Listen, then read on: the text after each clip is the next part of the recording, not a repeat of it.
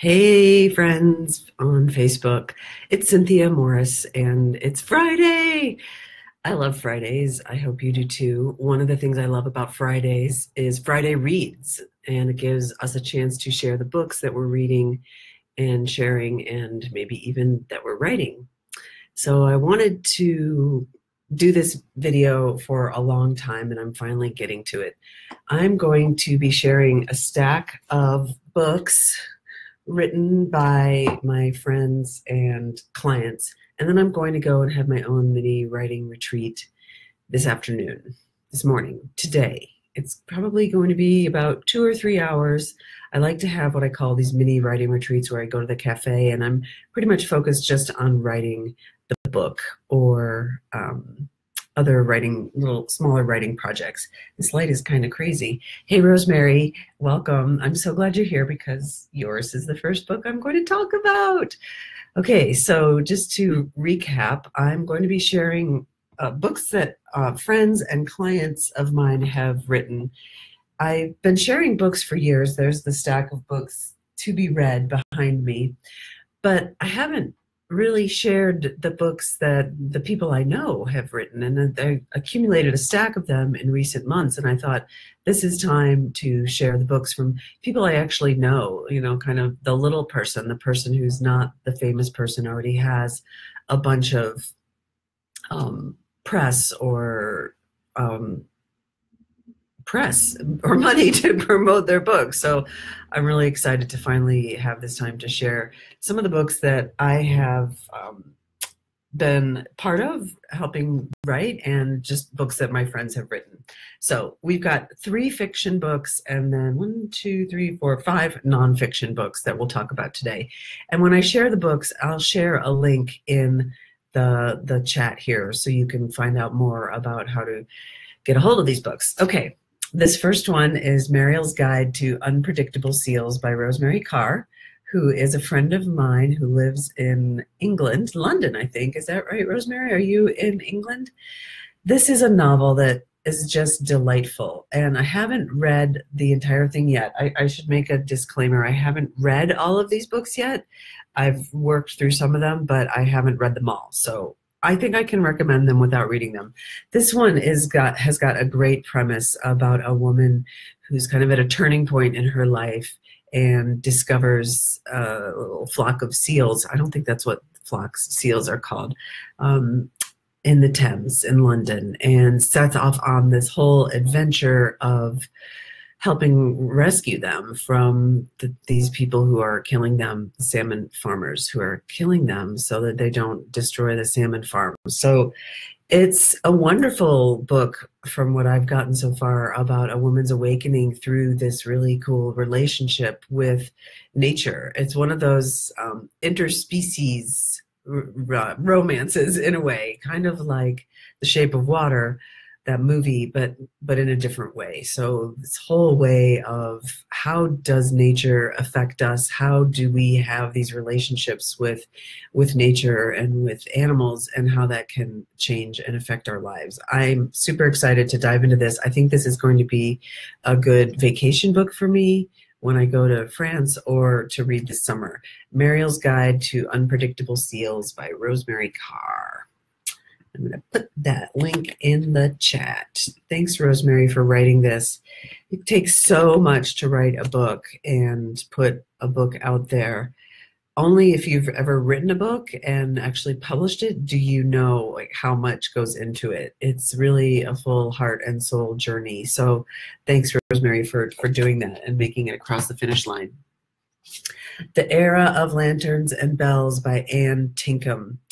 This book is a collection of short stories by my friend Anne Tinkham, who I know from when I lived in Boulder. And we used to write together. You know, I remember going to this cafe and we would write. This was early days of my writing life. And now Anne and I are still connected. We're still friends. We're in the same book group that I founded in 2004. That book group is still going. It's a Boulder book group, and I drive up there every month to have conversations. So I've seen Anne as she's gone through her writing life and her writing journey of writing short stories that are true to her heart and true to her creativity, trying to get them published, working through the ups and downs of the publishing world. And just at the end of last year, I believe, came out with this gorgeous book of short stories, The Era of Lanterns and Bells. And this is another great book to take on vacation. I took this with me to Pennsylvania when I went and visited my family last month. Short stories are a great thing to read when you're traveling because you can read a little bit at a time. I read fiction before bed at night. I don't ever read fiction during the day. I don't like how the stories get in my head.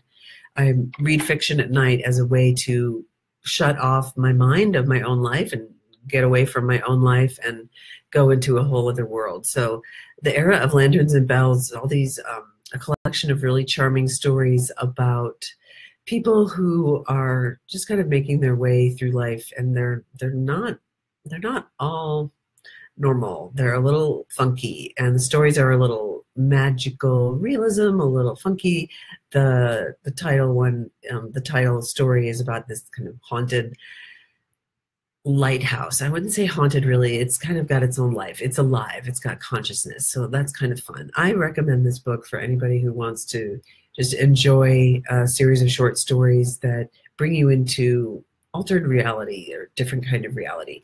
The Era of Lanterns and Bells by my friend Ann Tinkham, who lives in Boulder. This is really fun to share my friend's books. There's the link.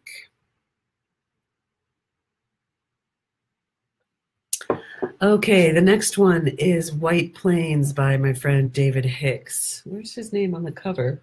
It's not on the oh, it's in this little a novel by David Hicks. David Hicks and I go way back. David is a professor of English and writing. He's got so much heart and so much soul and so much smart. I just adore him. David was an early editor of my novel way back in probably like 2003 or 2004.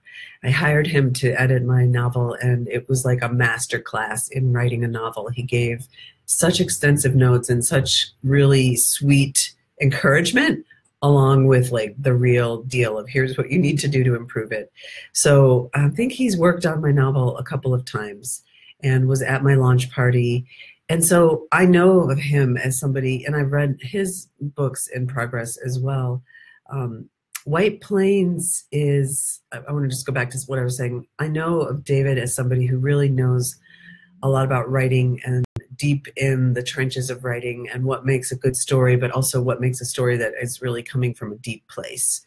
So David's novel, White Plains, is an interesting novel. It's a series of, it's an episodic novel. It's a series of stories or scenes in this character's life. It's about a man who leaves his known world on the East Coast and heads to Colorado and has a complete life change, both inner and outer, in doing so. So this is a great novel for anybody who's on the brink of a life transformation that requires courage and spirit. So highly recommend this. It's got a beautiful cover. It's really a quick read and a great peek into my friend David's world, because of course all the novels we write have us in the heart of it. Our values and the themes of our lives and the things that we care about are deeply embedded in the story. If they weren't, that we wouldn't be able to write them. That said, it is fiction, so it's not all true. We're allowed to fictionalize, but White Plains by David Hicks is another great beach read. It's a great beach read because it's set in part during winter. So if you're on the beach and you're hot and you want to cool down, this could be a way to do it. I'm putting the link in the chat. Okay, that's it for the fiction books. Let's move on to the nonfiction books. The next book is A Beautiful Morning by Ashley Ellington Brown. Look at how gorgeous this turned out. This is just such an amazing book. There's Ashley on the back cover right there.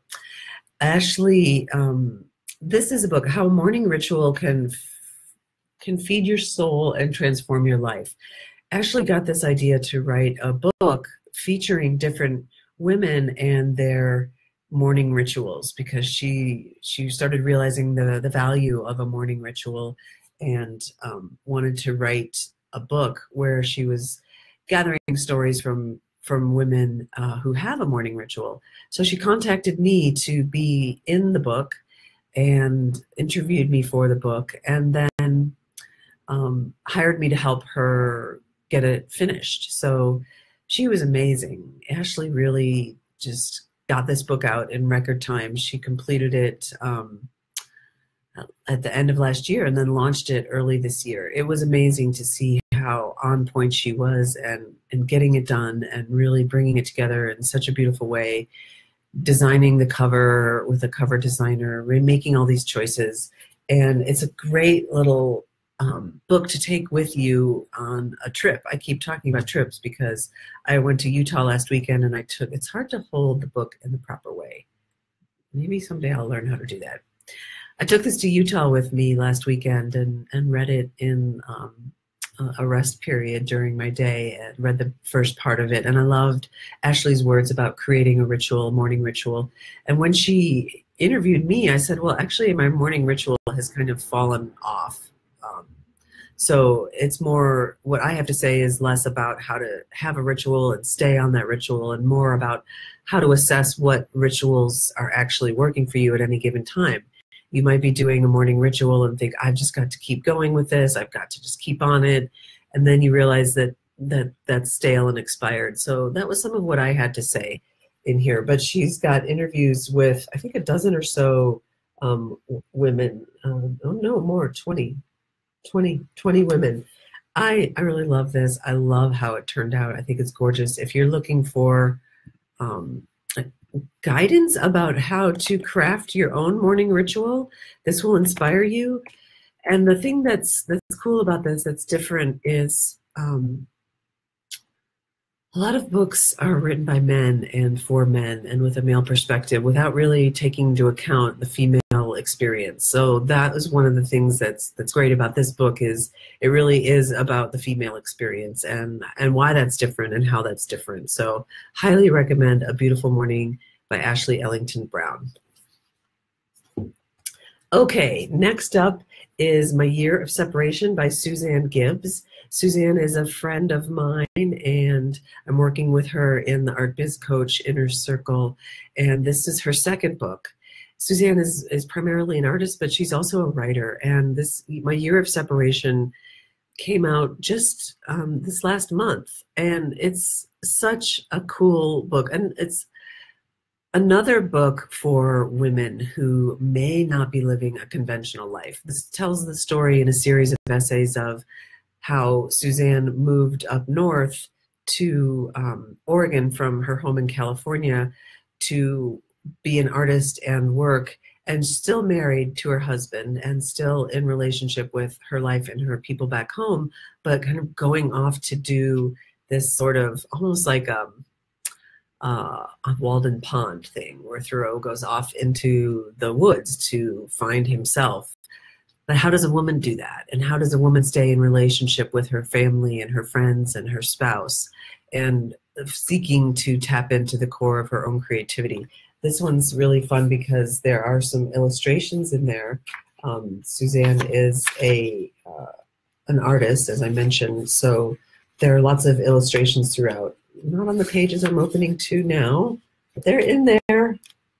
Let's see, I'm going to find one. They're simple. They're just simple line drawings that are just kind of adorable. The Band-Aid. I think this is a great book for anybody who's like, who am I? Where am I? What am I doing? And how do I find myself?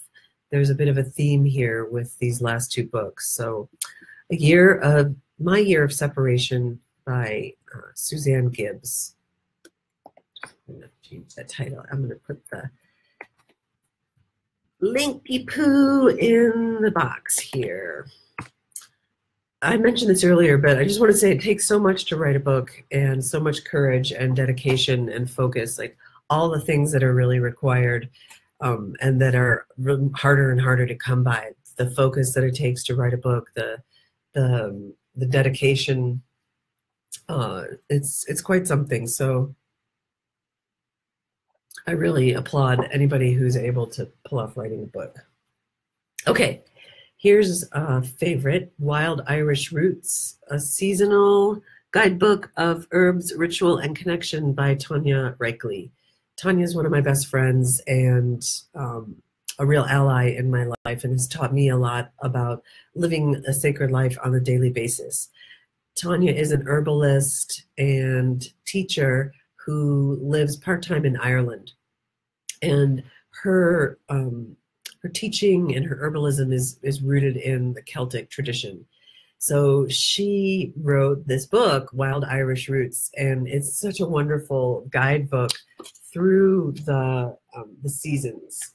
And each season has its different herbs and rituals. So we've got March, that's got a full moon ritual. She's got reflection questions. She's a great journaler and writer, so she's got a lot of those. How to celebrate the spring equinox, which we just experienced. She's got some really great quotations in here, and also space for writing in your own things, and recipes and ritual guidance for ritual. She talks about the sacred trees of Ireland. I had the fortune of spending time in Ireland with Tanya. She took me to some of the sacred sites that she takes people to, and it's truly magical what Tanya is accessing and what she's sharing in this book and in her retreats. She does pilgrimages to Ireland. If that's something you're interested in, she's there now leading one, and she does a 2-week herb school in the summer, and then some more pilgrimages in the fall. And it's just such a wonderful way to tap into the beauty of Ireland and the magic of Ireland, the history and the traditions through ritual and through steeping herbs. I'm drinking some herbal tea now that Tanya taught me how to do that. So I love this book. It's just straightforward. It's easy to access. It's easy to learn. It's really well written, and I'm super psyched to see this come to life. This just came out late last fall, last winter. So Wild Irish Roots by Tanya Reichley.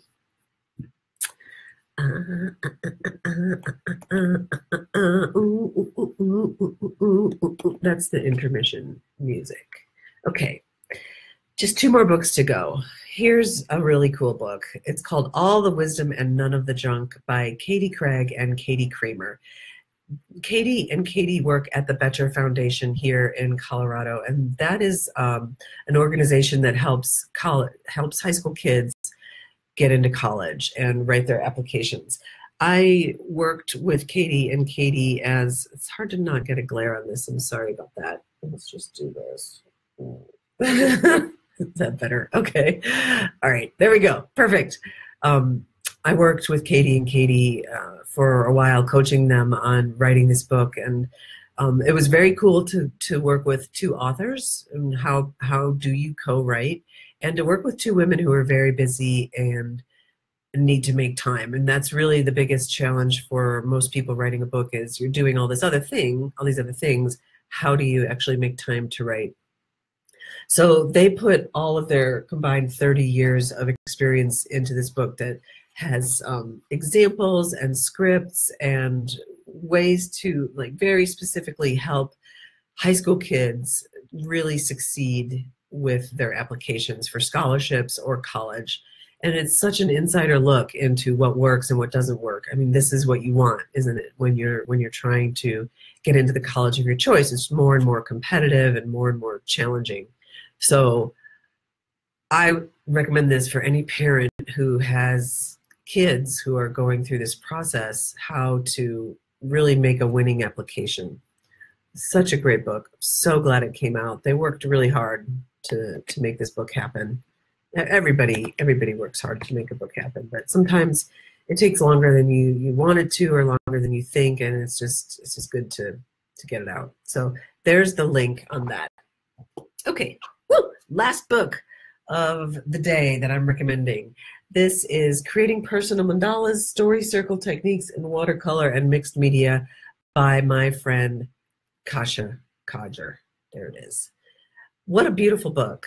Um, Kasha wrote this last year and published it. She teaches this class story circles about mandalas, but the mandalas that really use story and personal reflection to create something. It's not just a work of art that looks pretty. It has a lot of meaning. That's her, one of her mandalas. That's a picture of her.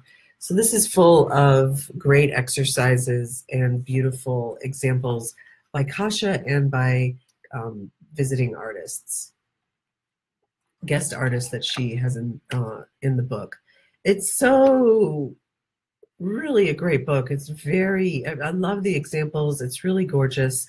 And she's just got great instructions on what to put in there. And I think it's really unique in the mandala is very popular these days, but I think that the exercises in here are very unique. Like this one, all the tears you never cried.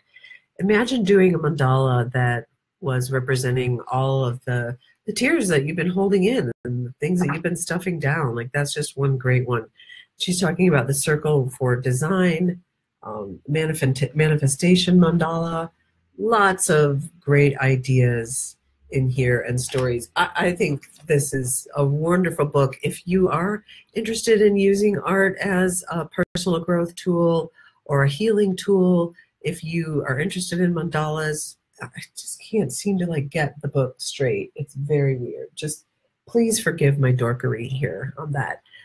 Anyway, I highly recommend this Creating Personal Mandalas. It's so full of great instruction for writing, creating mandalas that represent something deep and meaningful. Kasha Kodger, one of my dear friends. It's really fun to recommend books by my friends. I kind of saw her going through this. Great book ideas, creative ideas. Yeah, there's the linky poo. Okay, so that's a stack of 8 books by friends and colleagues that I recommended today that I love, that I'm so proud of them, and I'm so proud to own these books and have them, and such a rich variety of subjects and entertainment and beauty and depth, everything you want in a book. So any questions by anybody before we sign off? I have a whole stack of books that I am reading. I'll talk about those at another time. Ideally, I would be doing this every Friday, Friday reads about books. Some Fridays I'm gone, so I don't do that. But I just want to have a toast with my herbal tea to everybody who has written a book, to all the authors that I've mentioned today, to everybody who is writing a book now. I know what you're going through. And to all the people who buy and read these books. Being a reader of books is, to me, one of the best things you can be. I've been a reader all my life. I love it. There's nothing I like better than a book. So here's to the people who write the books, the people who read the books, and the people who buy the books. All right. That's it. I hope you have a really great Friday. I hope you're reading something wonderful, and I look forward to the next time we get to share some books together. Have a great day, everyone.